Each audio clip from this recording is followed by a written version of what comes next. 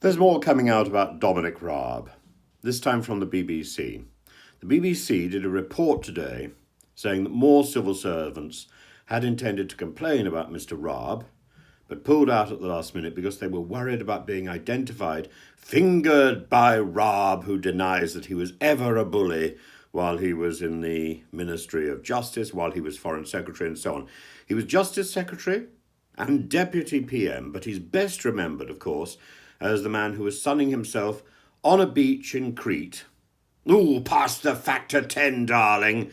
Sorry, that's a sort of Matt Hancock imitation, but when he was Foreign Secretary and when Kabul was falling to the Taliban on his watch.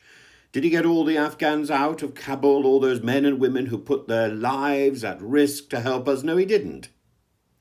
And then we set up a visa quota just to make sure that those who actually got out and got to the UK were kept in limbo and moved around the country as soon as their children got into full-time education. Hostile environment, not bullying. Mr. Raab can explain it all away with reference to the culture set up by Theresa May, I'm sure. So Raab faced multiple complaints about his time as Justice Secretary and just one complaint only about his time as Foreign Secretary. It makes you feel rather sort of dewy-eyed, doesn't it, to think that when he was Foreign Secretary, he didn't seem to be bullying people as much as he was when he was Justice Secretary, allegedly.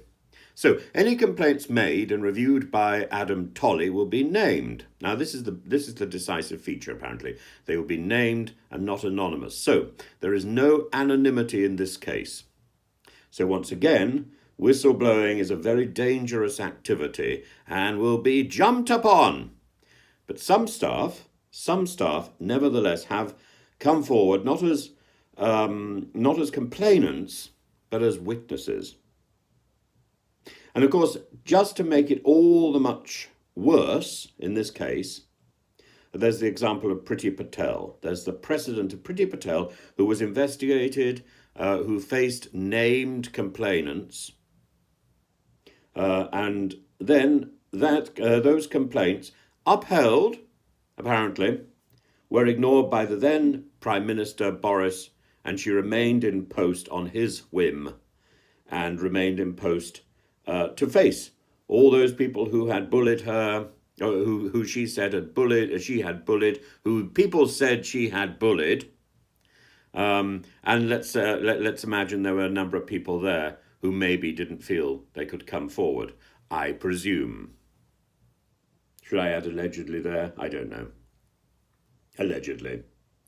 So, Mr. Raab, for his part, says he will rebut and refute the claims made against him in a fair and formal setting. It's like it's a boxing ring.